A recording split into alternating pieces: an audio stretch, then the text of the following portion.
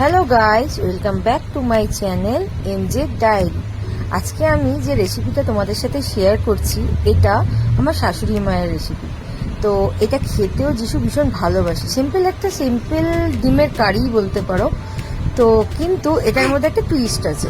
টুইস্টটা কি দেখো, এটার মধ্যে শুধু আলু দিয়ে নয়, আমি এটা ওল দিয়ে করে দেখাবো।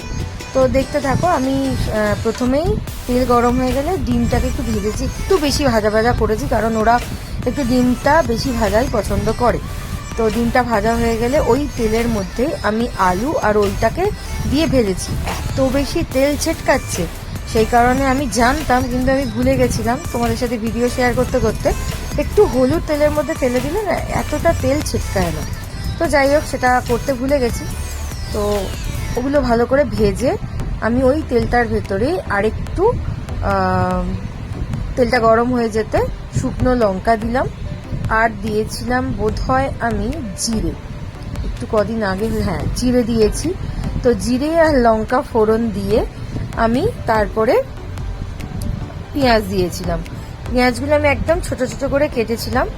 তো ডুমো ডুমো করে, মানে স্কোয়ার স্কোয়ার, কিন্তু একটু ছোট ছোট করে কেটেছি। ওগুলোকে ভালো করে নেড়ে চেড়ে ভেজে নেবার পর ওর মধ্যে আমি দিয়ে দিয়েছি আদা রসুনের পেস্ট, আর একটা ছোট্ট বাটির মধ্যে আমি যত ড্রাই স্পাইসেসগুলো ছিল সেগুলোকে আমি জলের মধ্যে গুলে নিয়েছিলাম।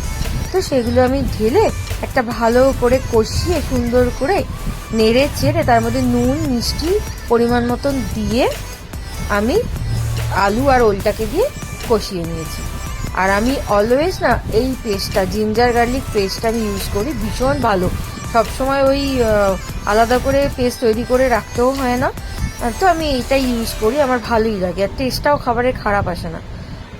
যেহেতু এর মধ্যে একটু ভিনিগার দেওয়া থাকে না, তো সেই কারণে বেশ ভালোই টেস্ট আসে।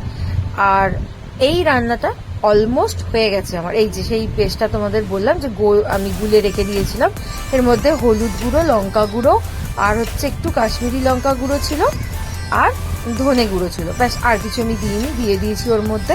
আর চিনি টিনি বললাম পরিমাণ মতন যা হয়।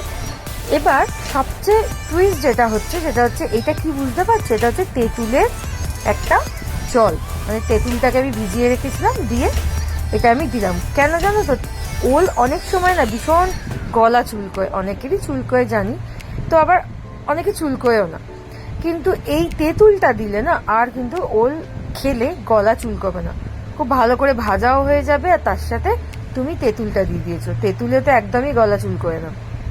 আর লাস্টে নামানোর সময় আমি একটু গরম মশলা দিয়ে দিলাম। ব্যাস, রান্নাটা খুব সিম্পলের ওপর ভালো লাগলো, খুবই ভালো হয় এটা। তোমরা রুটি দিয়ে, ভাত দিয়ে, যা খুশি দিয়ে খেয়ে দেখো। চলো আজকের মতো tata, bye bye, good night.